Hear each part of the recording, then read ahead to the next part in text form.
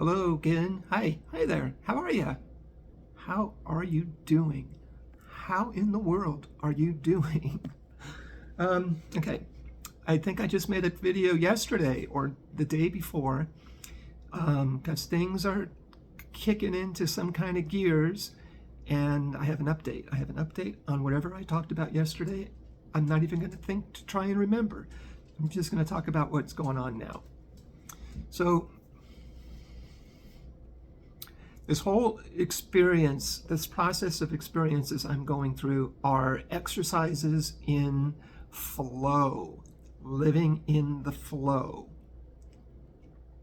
not being attached to outcomes. It's like the most liberating experience of feeling freedom that I've had this a lot in my life, but every time it's like fresh and new, it feels really good. And I've just been like oinked into the river of the flow of life and going with whatever comes next.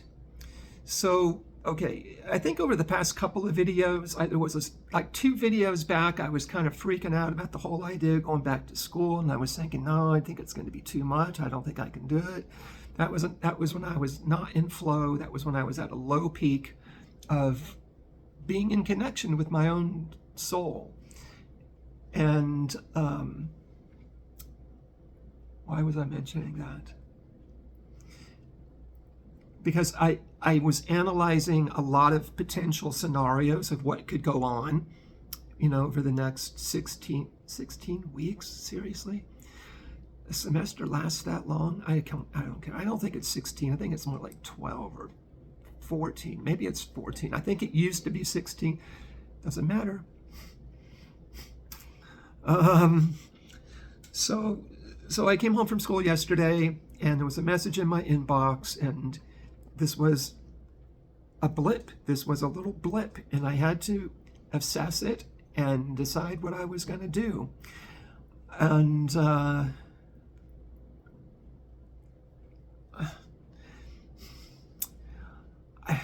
I'm trying to figure out a way to tell you this story without taking 10 minutes to go into explicit detail about it all. I don't want to, I'm trying to, I think it's overwhelming for my viewers, and if I'm ever going to get viewers, I need to become succinct and deliberate and to the point. Okay, so I'm not going to go into all the detail of what happened. But what ended up happening was I've changed my plans about attending school right now. I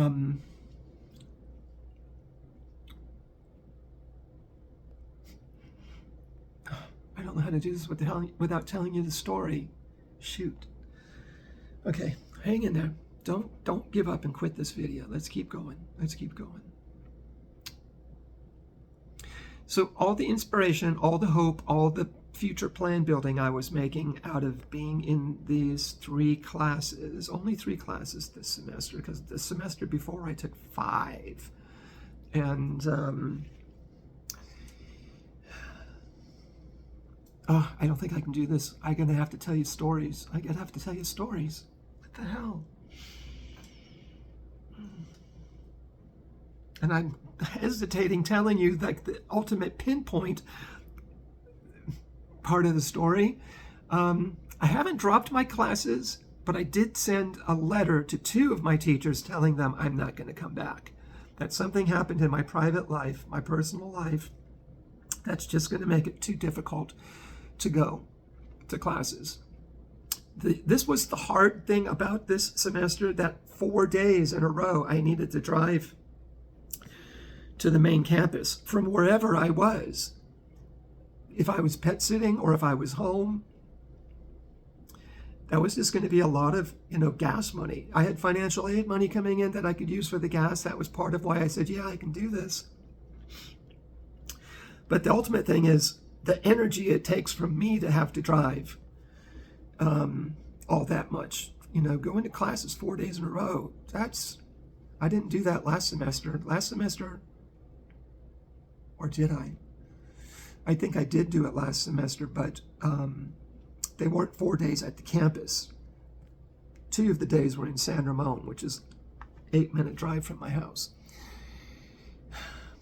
Okay, come on. What's the point you're trying to convey here? So I told 2 of my teachers, the 2 favorite classes, that I'm not coming back, and that I'll drop the classes myself in the next couple of days or something.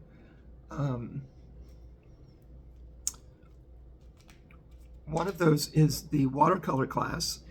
I went to the watercolor class yesterday. 3 things became apparent to me. One is what this teacher teaches you to do, she has taught so many other students to do, and it feels like a conveyor belt. It feels repetitive. It feels like, oh, you're in competition with how good these other students were. And if you can create something as accurate of a rendition of what you saw as these other students, I'm going to like you. Well, not that I'm going to like you, but she'll give you a good grade. And I couldn't do that in my first class, not until my final project. Final project she liked. I think I got an A on my final project. That was one thing. I don't want to draw what everybody, I don't want to do what everybody else does. I don't want my stuff to look like anybody else's. I want to be free. I want to be free. I want to develop my own style. I don't want to be a cookie cut. So that I mean, I didn't say it to her, but that got me in my gut, and I said, I don't like that. The second thing in her class was the expense. She's adamant about using this high quality paint and paper and spending $170 on this stuff. And at the end of class, I said, well, I guess I'm going to give up. I'm going to do it. I can't afford it. I wanted to spend that money on my grandkids for their birthdays this month. But I want to make the teacher happy. You know, her brainwashing was washing over me. So I came home yesterday to feed the dog, to get some cash, and then I was going to go over to Berkeley to go buy these things. In person, I was going to go. But when I came home, that's when I saw the email that put a ripple effect in and caused everything to flow a different direction. And I'm happy with that.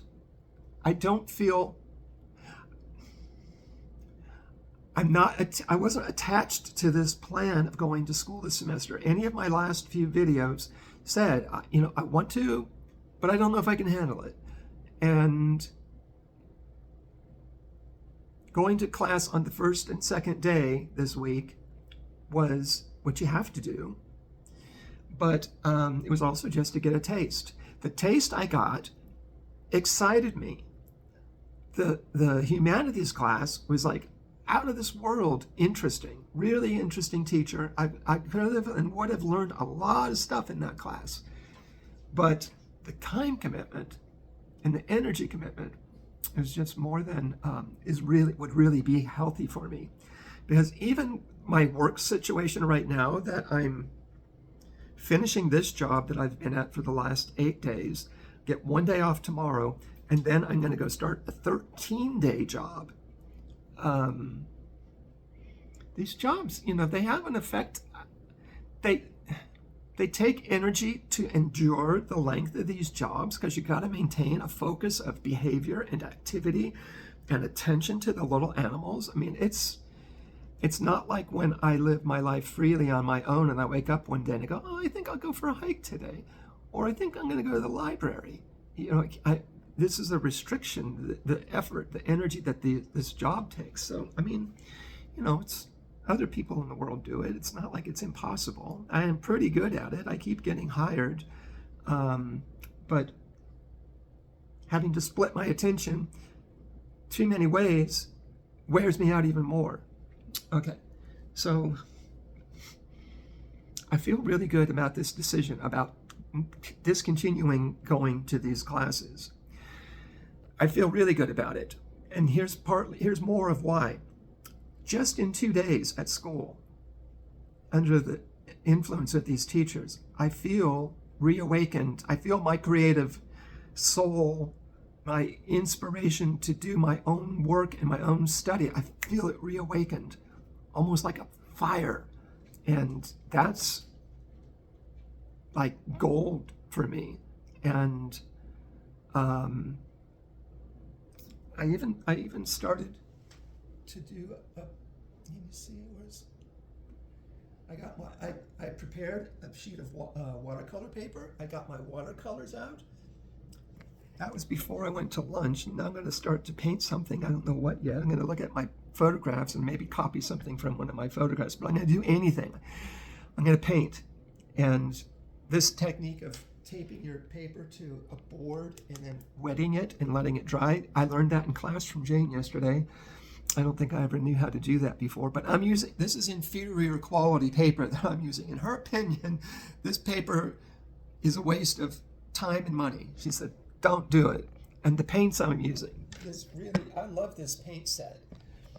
She wants you to have tubes of paint and that you mix the colors yourself. And look at this, man. I've got like 24 different shades of green, yellow, blue, and red. And I don't need to mix any colors. It's all right there. And I've been watching a lot of YouTube videos of people that are watercolor artists that give tutorials and inspirational talks. And one topic I'm really interested in fact, one of my main goals is to do what they call urban sketchbook art. And that's when you go out on location someplace in a city or a park or, hiking or whatever, and you sit down and you draw what you see. You draw and paint what you see. And I saw so many different methods that people use for that. That's my goal. That's what I want to become. Somebody that can paint and draw like that. Jane doesn't teach that. Jane teaches you basics. She teaches you basics, which it's funny because I was listening to this video last night. This girl was talking about how she dropped out of art school, and she said one of the things that drove her crazy is, she already had an idea of what she could do, what she wanted to do, what she was good at. She wanted to get better at that. She thought going to art school would give her the freedom to work on what she can already do. And the school was obsessed with making people do fundamentals, like a year of learning how to draw before you can even start to paint. Some people, I think that's good for if you're really a blank canvas and don't have any skills or have any pull into what it is you think you're good at or you want to do and to learn everything like that. And I think that's also good if you want to become like a commercial artist, but for a flamboyant, insane, crazy person artist, that's really restrictive. And I know I understand the importance of the basics. I do. But for some people, but for me, I don't think it's going to help me a little bit. Like the class I took with her last semester to learn how to draw, because I can draw better than I could before, even though it's still not great at it. But I just don't want to draw perfect things that look exactly like what they look like. I want to draw abnormal looking things.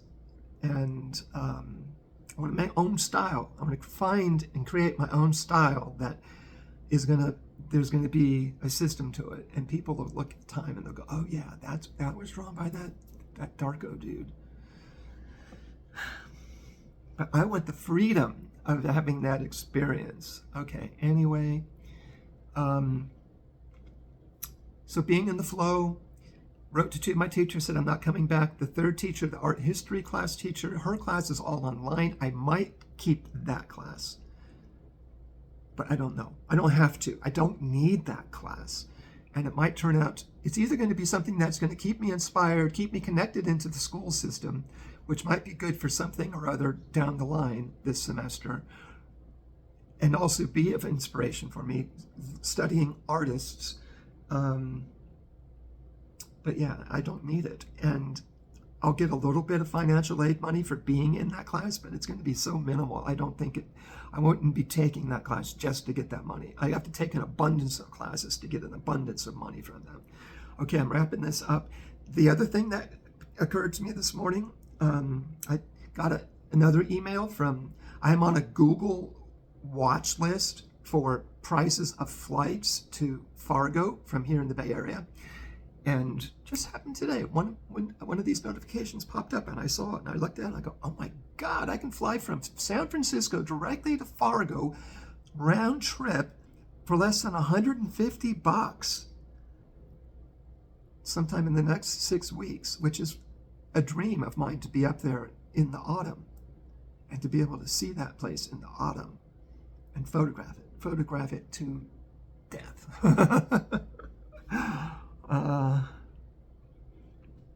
And I've got the money. I've got the money. I've got the money saved up. My Acorns, man, I swear to God, Acorns is like a pot of gold for me. I'm always surprised by how much money I've put aside using Acorns. Okay, too long of a video. Hopefully you get the point and see that I'm fine. I'm happy. I'm happier. I'm even happier than I was before. Okay, love you guys. Bye.